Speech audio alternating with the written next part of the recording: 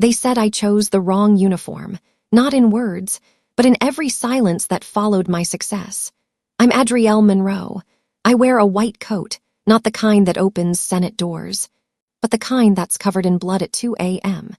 The kind that smells like antiseptic, sorrow, and sometimes hope. My family wears navy blue and sharp gray. Political power suits. Monroe and Sons, the dynasty. Legacy built on media smiles, champagne fundraisers, and backroom handshakes.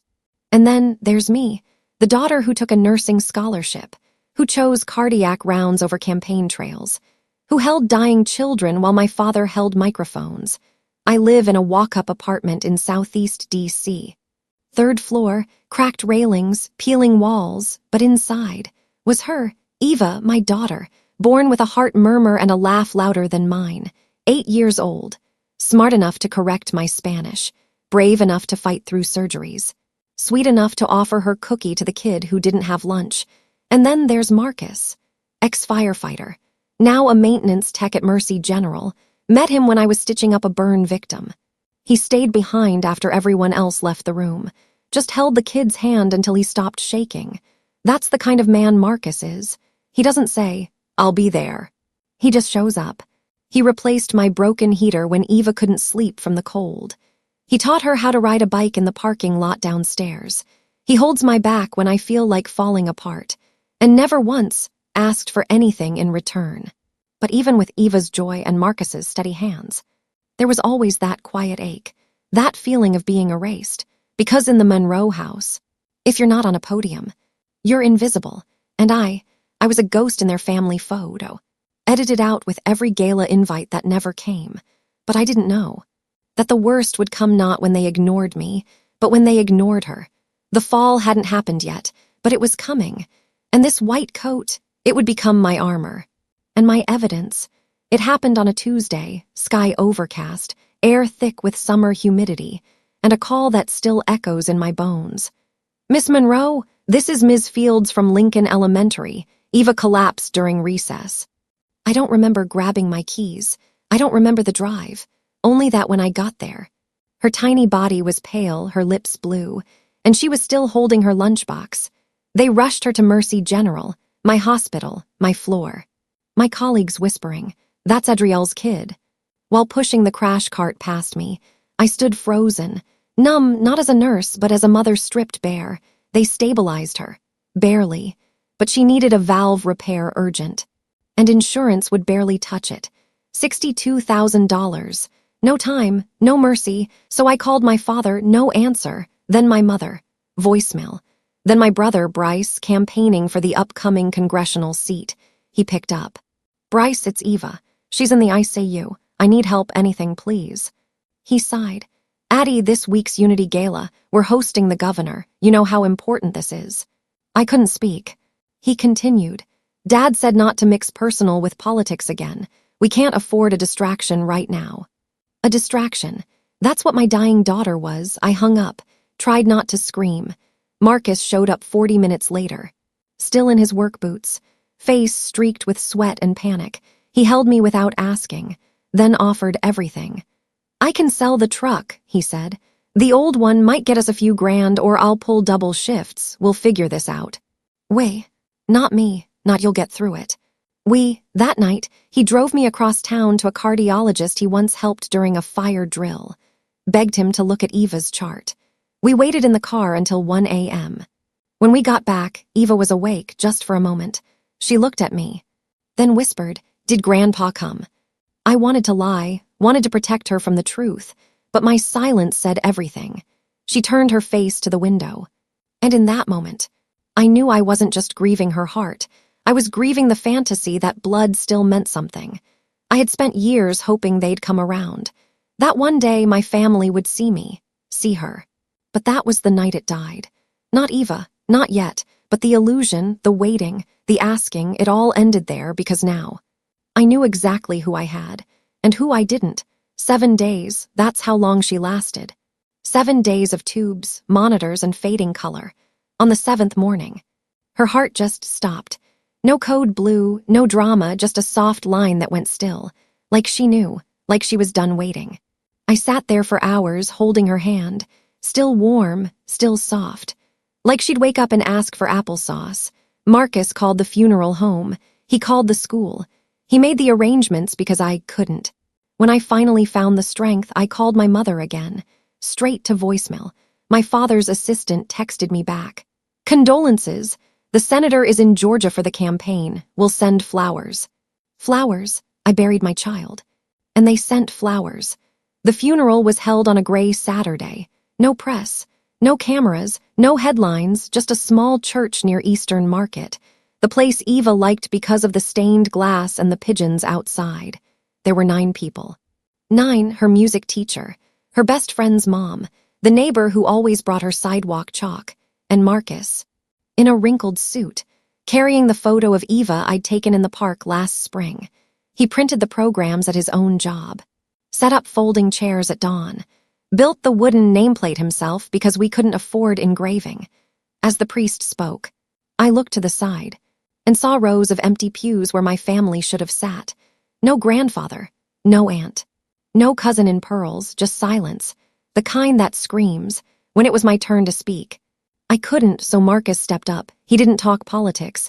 He didn't cry loud. He just said, "Eva loved fiercely. She danced even when it hurt. And she never asked why someone didn't show up. She just loved who stayed." And then we walked to the cemetery, just a short drive, but the longest one of my life. I stood over her grave and watched the earth swallow the last piece of my world. It felt like my heart was being buried too, alive. But then Marcus put his hand on my shoulder, didn't say a word, just stayed. That's when I realized the Monroe name may have built buildings, but it couldn't build love, couldn't build loyalty, couldn't build the kind of man who stands in the rain when it's not his child being buried. And maybe I didn't have a family anymore, but I had a reason. And that reason was just beginning. Grief doesn't end, it just changes shape, becomes quieter, sharpened. Colder, I stopped crying, stopped calling. Stopped wondering why. Instead, I cleaned Eva's room, folded her little socks, sat for hours on her bed, touching the wall she used to tape her art to. And one evening, Marcus came in holding a shoebox. "I found this in storage," he said. It was the last thing I ever expected to see again. A backup drive. From my time as a volunteer campaign data tech for my father. Years ago, I helped him tidy spreadsheets, organize non-traceable donors, create shell accounts for bundled contributions. I didn't know what I was part of back then. I was just the kid in scrubs, grateful to be noticed. But now, I opened those files with different eyes. And there it was, a political action fund labeled Health for All, with exactly $384,000, sitting in an account under my name. My name, to bypass donation caps, to wash money clean, to make it look like I gave more than I ever owned. They used me, used my credentials, my trust, and I realized that money was never theirs. It was my name, my risk, my stain, so I claimed it. I paid Eva's hospital bills, every cent. Then I donated what was left to a pediatric cardiology fund under Eva Monroe's name. Not a press release, no selfie with the check, just a quiet wire transfer, and a single message to the hospital.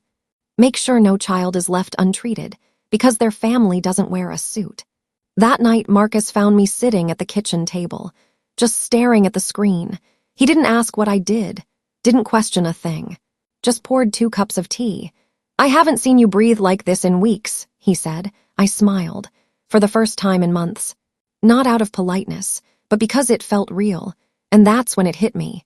If they could use my name to hide corruption, then I could use the truth to dismantle it, not for revenge, not even for justice, but for her, because silence was the reason she died alone, and I was done being silent. The money was gone, not lost, moved, and they noticed. It started with a call from my mother, not to ask how I was, not to say her granddaughter's name. Just, "Adrielle, did you access something you weren't supposed to?"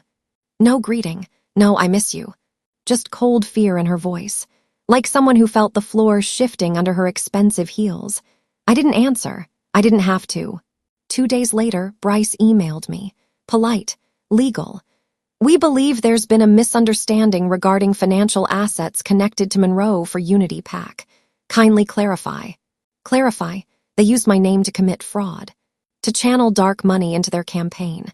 And now they wanted clarity. Marcus leaned over my shoulder. Read the email, said simply.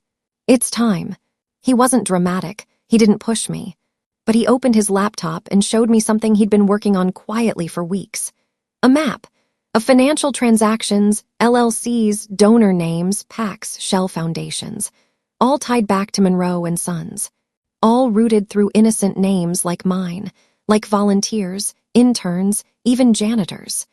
Your dad's people thought no one would ever follow the trail, Marcus said, but they didn't count on a guy with a memory for numbers and a reason to fight. We spent nights going through documents, bank statements, old campaign PDFs. Even his maintenance badge got us into the archive room of the old Capitol Hall office where boxes of printed contracts still sat under dust. And the deeper we dug, the worse it got. Medication lobbying, blocked pediatric trials, deals with pharma companies whose drugs never made it to the shelves because they weren't profitable. I found one document, signed by my father, backing a bill that limited Medicaid coverage for pediatric heart surgeries, the same bill that had once delayed Eva's approval for surgery. I nearly threw the laptop across the room. Marcus caught my hand, looked at me. Don't lose your fire now, he said, not when it's finally burning in the right direction. I nodded. No more grief, no more guilt. It was time to take what they built. And quietly, precisely, burn it down. 6 weeks later, the headlines dropped like ash in a forest fire. Senator Monroe implicated in PAC laundering scheme. Exclusive. Campaign used daughter's name to bypass federal caps. Heartless. Monroe family blocked pediatric bill while grandchild died awaiting care. It was the last one that went viral because someone had leaked Eva's death certificate, and alongside it, a scanned copy of the exact Medicaid rejection. Stamped 3 months before she collapsed, the media exploded, not just local, national. My father fumbled through a press conference, stiff, sweaty, calling it all a coordinated attack from disgruntled activists. My mother issued a cold public statement. Our family mourns in private. We ask for space. But they weren't mourning. They were scrambling. Donors pulled funding. The Unity Gala Committee disbanded. Bryce's campaign site went dark by Friday. And Marcus, he stood behind the curtain during a live interview I gave to a small independent reporter, the same one my father once called irrelevant. She asked me, "Why now, Adrielle? Why speak up after all this time?" I looked straight into the camera, calm, not angry, not vengeful, just clear. Because my daughter died waiting for people who claimed to care. Because I spent my life being told that blood was thicker than principle. And I believed them. Until I buried her alone. I paused, let the silence sit, then added, family is not who shares your name. Family is who doesn't flinch when you break. I didn't name them, didn't point fingers, didn't need to. The truth was louder than blame. Behind me, Marcus gave a subtle nod. He never wanted spotlight, never wanted credit. But that moment, he knew. We'd finally turned the tide. The Monroe name wasn't a crown anymore. It was a cautionary tale. And Eva, she wasn't just a statistic. She was the spark. The reason everything rotten finally burned. We left D.C. in the quiet of early spring. No press, no goodbyes, no explanation. Just packed our lives into Marcus's old truck. The same one he once offered to sell to save Eva. Now carrying boxes marked. Eva's books, Mom's uniforms, new beginnings. We drove north, past city lights, past the Capitol Dome, past every memory of people who once told me I was too small, too soft, too stubborn. Vermont was cold, but honest. The kind of cold that made you breathe deep and start over. We found a small cottage with creaky stairs and wild violets in the yard, and across from it, an abandoned lodge once used as a winter camp. We bought it with the remainder of the money, clean money, in our names. Marcus fixed the plumbing, I painted the walls, and together we turned it into something new. We named it Eva House, not a hospital, not a charity, a center. For kids like her, for single parents who don't have backup, for nurses who have seen too much and been thanked too little, for anyone who's ever been made to feel alone. The first child to walk through our door was a girl with 2 mismatched socks and a scar across her chest. She looked around, blinked twice, and asked, "Is this a place where hearts get fixed?" I smiled, knelt down, said, "Sometimes, sweetheart, but mostly it's where they get held." Marcus and I never had a big wedding. No guest list, no designer dress, just a golden evening under the maple trees, a photo of Eva on a wooden bench, and 2 whispered vows. I'll never let you stand alone in the rain, and I'll never let her name fade. We lit 1 candle, placed it by her photo, let the wind take the rest. I don't wear the Monroe name anymore, but I wear the white coat. Still. Only now. It's not just for patience. It's for legacy, for truth, for her, because in the end, you don't need a dynasty to make history.